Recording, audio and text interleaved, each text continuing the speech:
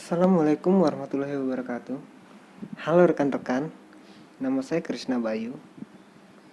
Saya ingin menjelaskan tentang tools yang ada pada manajemen proyek sistem informasi. Oke, sebelum itu saya ingin jelaskan dulu. Apa sih project management? Project management adalah salah satu metode yang digunakan dalam mengelola suatu proyek agar bisa berjalan secara efisien dan efektif.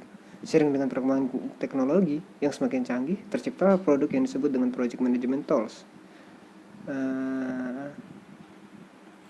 Kembali ke topik, ada beberapa macam tools yang digunakan dalam manajemen proyek, yaitu PIO. Isi PIO ada kalender, ada Gantt, ada chart. Ada Gantt chart atau network diagram. Apa sih? Oke. Kalender dapat menampilkan daftar tugas beserta sumber daya proyek dalam format kalender. Ada Gantt chart menampilkan daftar tugas beserta sumber daya dalam bentuk diagram batang horizontal yang panjangnya menunjukkan durasi dari masing-masing tugas tersebut. Ada network diagram, yaitu menampilkan daftar tugas dalam bentuk diagram blok yang berhubungan satu dengan yang lain. Tujuannya dalam menunjukkan keterkaitan antara satu tugas dengan yang lain dalam bentuk rangkaian tugas. Oke, lanjut. Ini adalah contoh PIO network diagram. Pengecekan rutin, penyiapan lahan, pengukuran tanah, pembangunan fondasi, pembuatan dan lain-lain. Ada tools yang lagi, ada 5 tools tambahan, yaitu task usage, tracking Gantt, resource graph, resource set, resource usage. Apa sih task usage itu?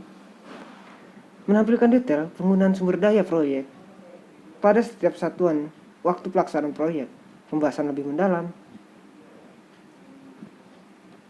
Lanjut, ada tracking Gantt, tampilan yang mirip dengan Gantt chart yang diperlukan saat melakukan pelacakan di sepanjang hidup proyek untuk melihat status pelaksanaan proyek sampai dengan saat itu.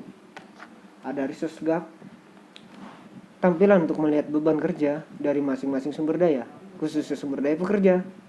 Ini sangat bermanfaat pada proses resource leveling yang dibahas pada tools. Ada resource sets dipergunakan untuk mengisi detail dari masing-masing sumber daya yang dipergunakan oleh proyek.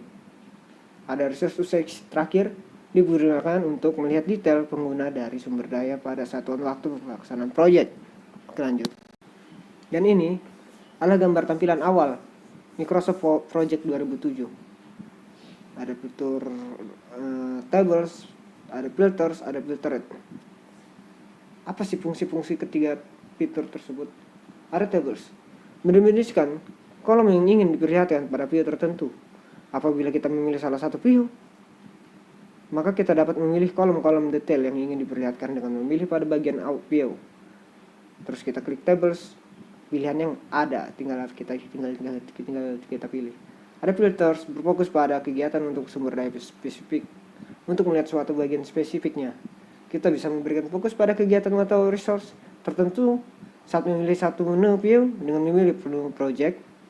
Tekan menu project, ada filter for dan memilih salah satu pilihan yang diberikan. Ada tools yang pilihan diberikan. Oke, lanjut.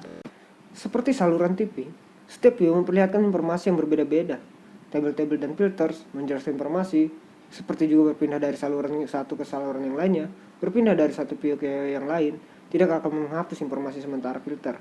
Dapat juga menunjukkan informasi, tapi tidak menghapusnya. Pada saat kita pertama kali membuka Microsoft Project 2007, maka terdapat 3 bagian yang penting yang terlihat, yaitu 1. Pada bagian sebelah kiri adalah view bar. Apabila tidak terlihat pilihlah menu view. Terus klik view bar. Akan menampilkan ikon-ikon view penting yang biasa dipergunakan di Microsoft Project 2007. Pada bagian tengah adalah table di mana kita bisa masukkan data yang diperlukan sesuai dengan view yang dipilih. Ada yang terakhir, yaitu nomor 3. Pada bagian kanan adalah tempat kerja workspace yang berisi informasi grafis, khususnya pada tampilan Gantt chart. Oke, itu saja rekan-rekan. Sekian dari saya. Wassalamualaikum warahmatullahi wabarakatuh.